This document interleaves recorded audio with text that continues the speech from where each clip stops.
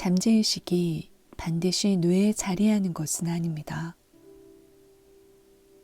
잠재의식은 사실 에너지장에서 전달되는 지성인데 세포로 정보를 전송합니다.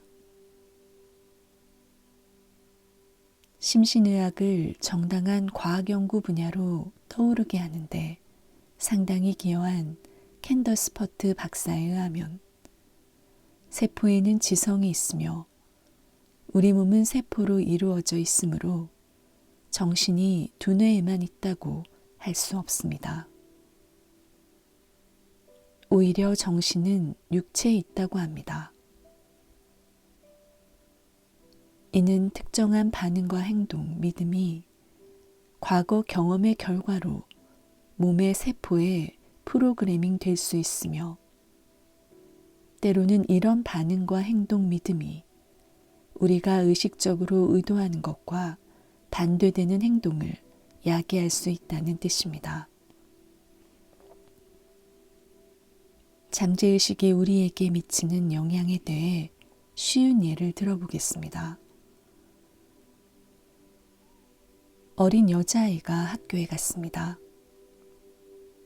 아이는 선생님의 질문에 답하기 위해 열심히 손을 들었습니다. 정답을 알고 있다 생각했기 때문이었죠. 하지만 아이가 생각했던 건 정답이 아니었습니다. 교실에 있던 다른 아이들이 여자아이를 비웃었습니다. 그 순간 이 여자아이의 시간은 정지되었습니다. 아이는 얼어붙어 버렸습니다. 창피를 당한 것입니다. 아이의 몸에서 신체 반응이 나타납니다. 얼굴이 빨개지고 근육이 경직됩니다. 바위 밑으로 기어들어가 죽어버리고 싶은 기분입니다. 이 순간은 아이의 신체에 각인되고 다음과 같은 프로그램이 아이에게 기록으로 남습니다. 창피당할지도 모르니까 발표할 때 조심해야겠어. 심한 경우엔 질문을 해도 다시는 손을 들지 않을 수도 있습니다.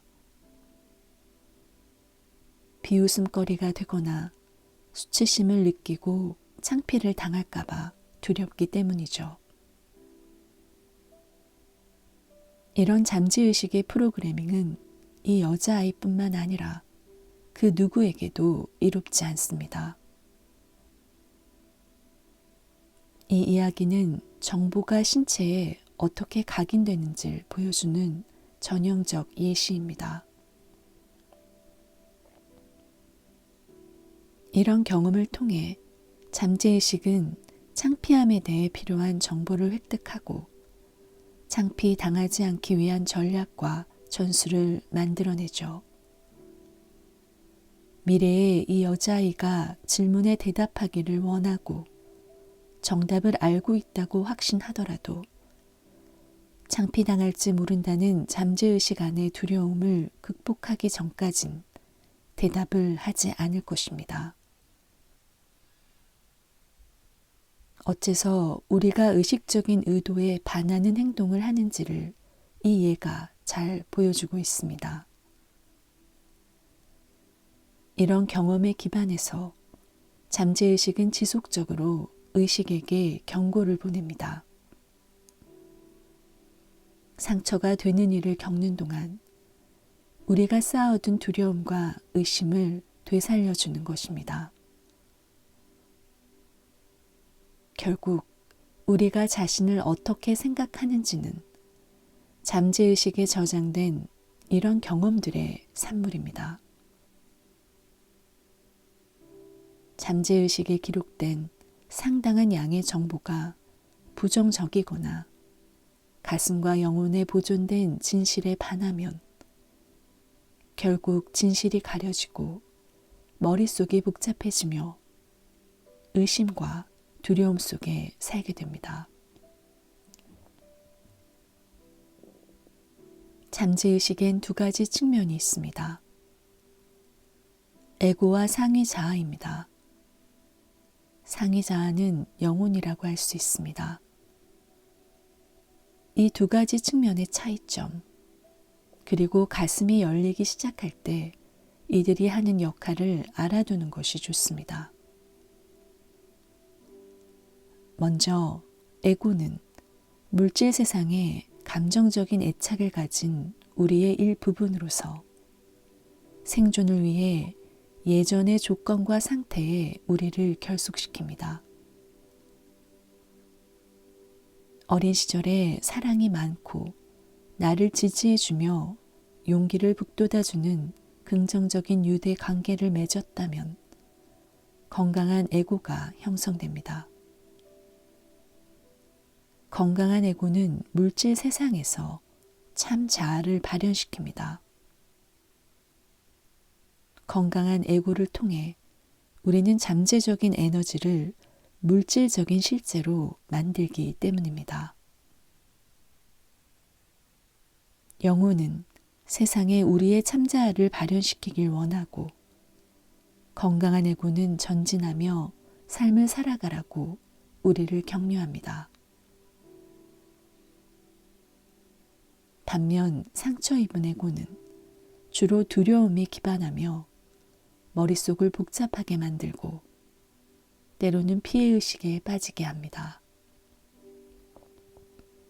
상처 입은 에고는 역사적 생물학적으로 치유되지 않은 부분과 표현하지 않은 감정에 기반하여 작동합니다. 상처 입은 에고의 역할은 어린 시절 경험한 사랑과 지지의 유대관계에 우리를 연결시키는 것입니다. 그렇게 해야 소속감과 생존이 보장되기 때문이죠. 어린 시절 생각했던 사랑이라는 것이 충족되지 않고 버려짐을 경험했다면 상처 입은 에고가 타인을 신뢰하지 못하게 할 것입니다. 또다시 버려지는 게 두렵기 때문입니다. 잠재의식의 또 다른 측면은 상위자아, 다른 말로 하면 참자아 혹은 영혼입니다.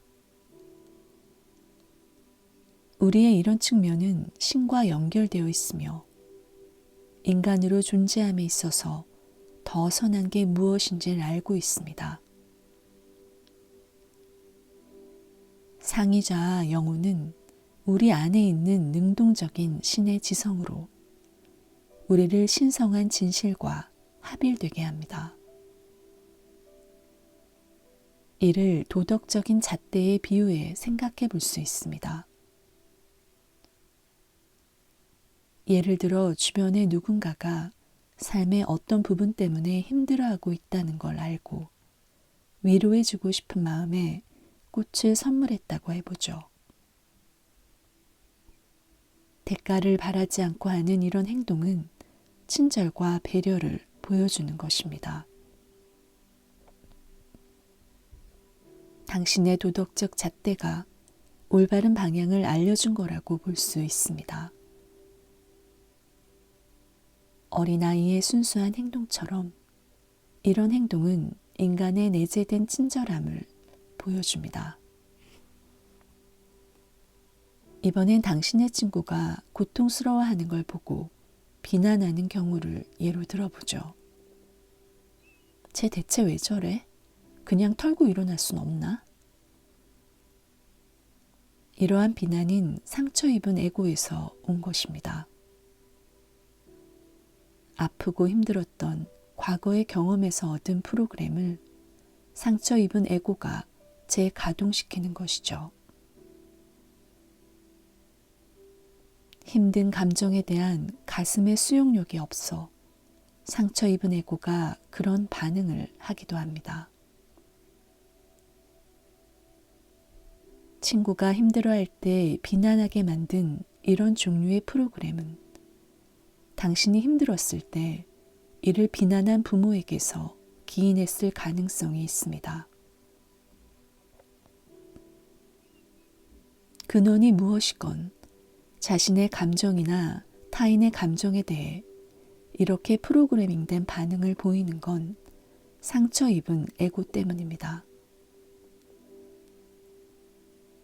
감정적으로 삶과 결속하는 법을 유지하고 기록하는 당신의 일부가 바로 상처 입은 에고입니다.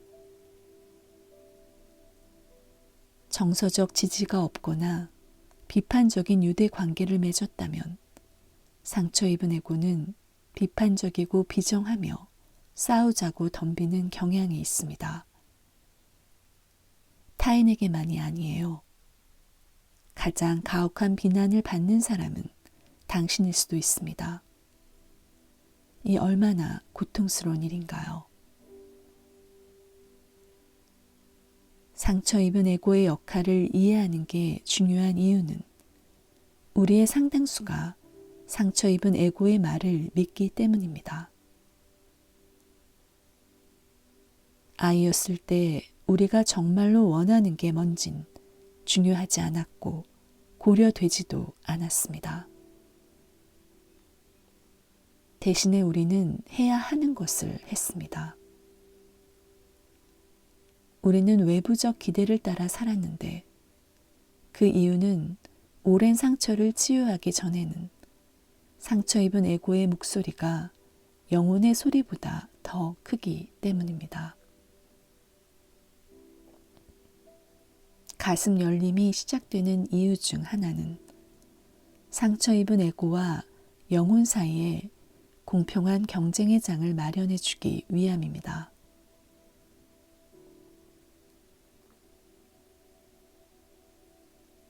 감정을 느끼는 건 신과 연결된 삶의 한 단면입니다.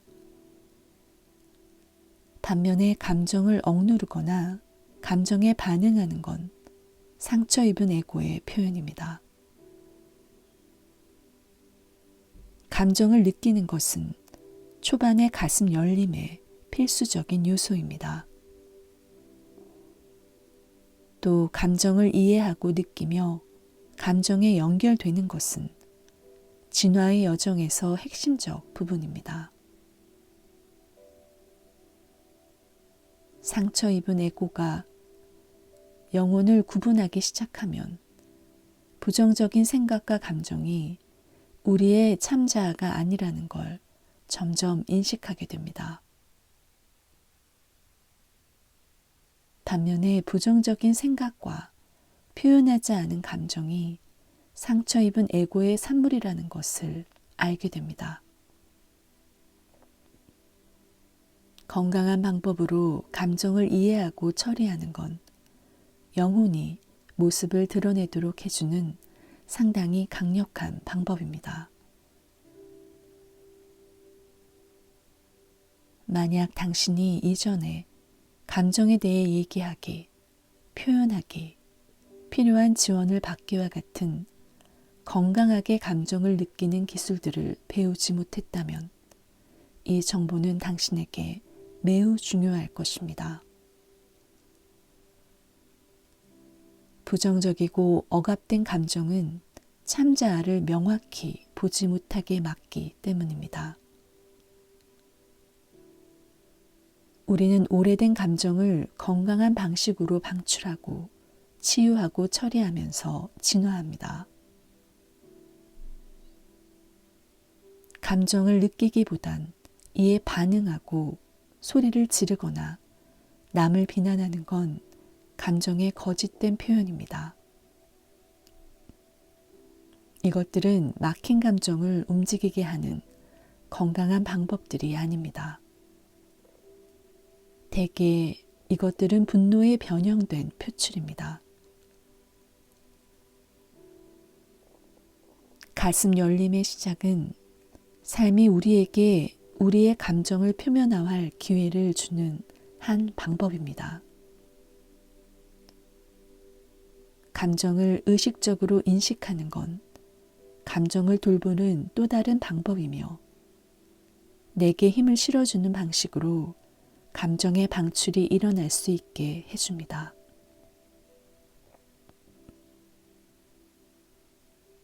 의식적으로 감정을 인식한다는 게 어떤 의미일까요? 감정을 느끼는 것에 대한 두려움이 없는 것을 말합니다. 대신에 감정은 모든 사람에게 일어나며 감정을 느끼는 걸 수치스러워할 이유가 없다는 걸 이해하는 것입니다. 자신의 감정을 인식하고 이를 느끼게 되면 감정을 느끼는 게 두려워 외면할 때와는 반대로 몸에서 감정이 방출됩니다. 이렇게 하면 감정이 제자리를 찾게 됩니다. 상처 입은 에고는 사회적, 환경적인 영향과 가족의 양육 방식 산물이라고 앞에서 언급한 바 있습니다.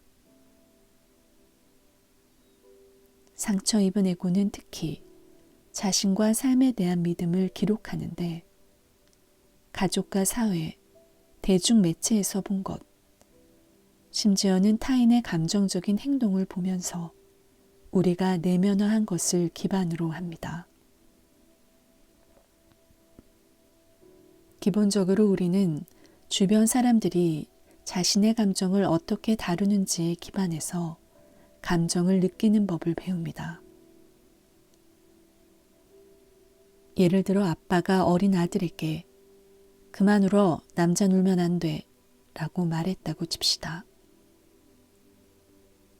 이런 말을 들은 어린 남자아이의 잠재의식엔 남자는 울면 안 된다는 믿음 체계가 기록되고 프로그래밍 됩니다. 그 결과 이 남자아이는 성장 과정에서 슬픔과 애도가 필요할 때 감정적으로 문을 닫는 법을 배웁니다. 성인이 되어 비극적인 일이나 상실을 경험할 때 감정을 억누르고 감정과 단절됩니다. 심지어 스스로에게 울지 마, 남자답게 굴어 라는 말을 할지도 모릅니다. 상처 입은 에고가 하는 이런 말은 남자답다는 건 꼭 감정을 억누르는 것이므로 감정을 드러내는 건 받아들일 수 없다는 프로그래밍된 믿음에서 기인합니다. 우리는 인간이고 인간의 감정을 갖는 것은 인간으로 사는 것의 한 단면입니다. 감정을 억누르는 건 안타깝게도 이 남자를 고통스럽게 하는 것입니다.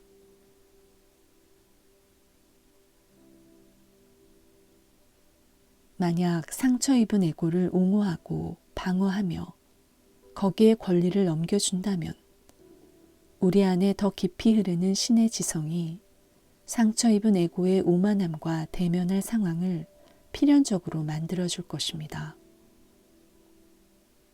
가슴 열림의 시작이 바로 이런 역할을 합니다. 가면을 벗기고 에고와 자만심, 두려움을 제거해서 더 진실한 자아가 드러나 빛을 발하도록 길을 열어줍니다. 우리 자신에게 진실하려면 감정을 느끼는 것의 가치를 이해할 필요가 있습니다. 누군가 나 괜찮아, 정말로 괜찮아, 아무 일도 없어 라고 말하는 걸 들었을 때 그 사람이 실제로는 괜찮지 않다는 것을 알았던 적이 몇 번이나 있었나요? 그것은 그 사람의 진실한 모습이 아닙니다. 그것은 진짜 감정을 억누르면서 보호하고 있는 것입니다. 물론 그 순간에 진실을 표현하지 않으면서 경계를 세우는 게 적절했을지도 모릅니다. 하지만 이것이 오랫동안 그 사람의 존재 방식이었다면 그는 진실을 표현하지 않는 것입니다.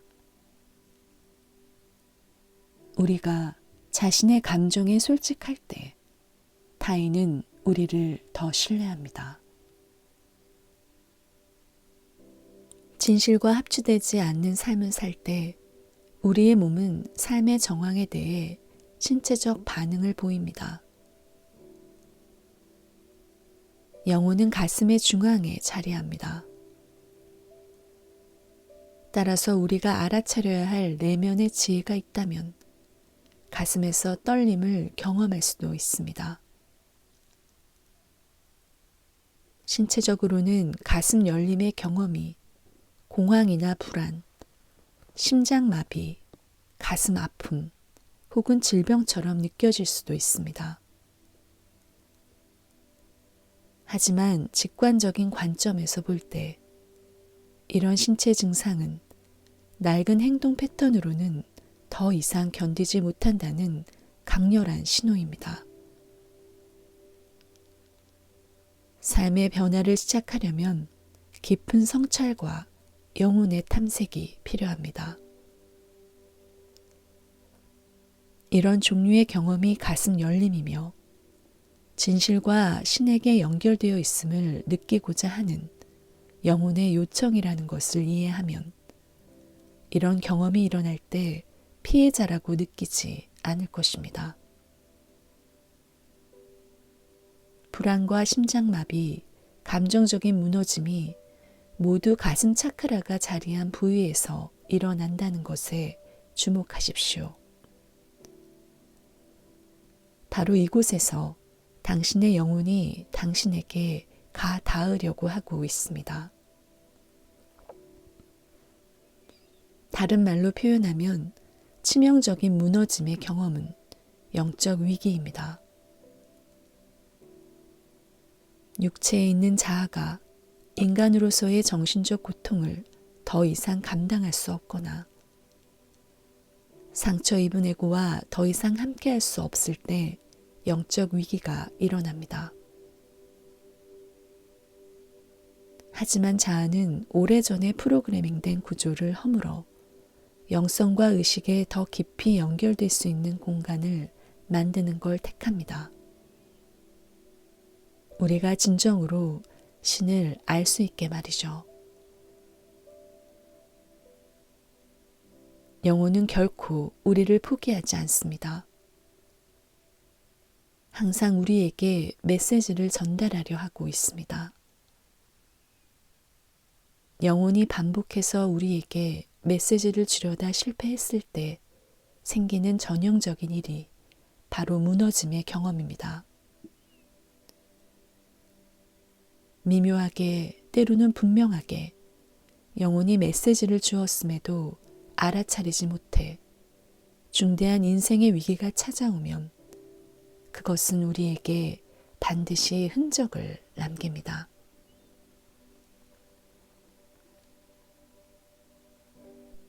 무너짐을 다르게 인식할 수 있다면 사실은 위기가 직관에 유심히 귀 기울일 기회를 준다는 걸 깨닫기 쉬워집니다.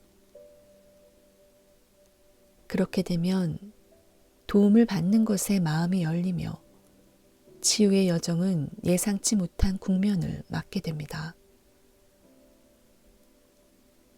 이렇게 중요한 시점에 신은 완벽한 순서대로 우리에게 도움의 손길을 내밉니다. 신의 도움이 무수히 많은 형태로 나타난다는 걸 알아둘 필요가 있습니다. 더 건강한 사람들이 당신의 삶에 나타날지 모릅니다. 어쩌면 애착을 갖고 있던 무언가를 잃게 될 수도 있습니다. 하지만 우리는 그 상실과 애도의 경험을 통해 우리에게 주어진 다른 소중한 것에 감사하는 마음을 얻게 됩니다.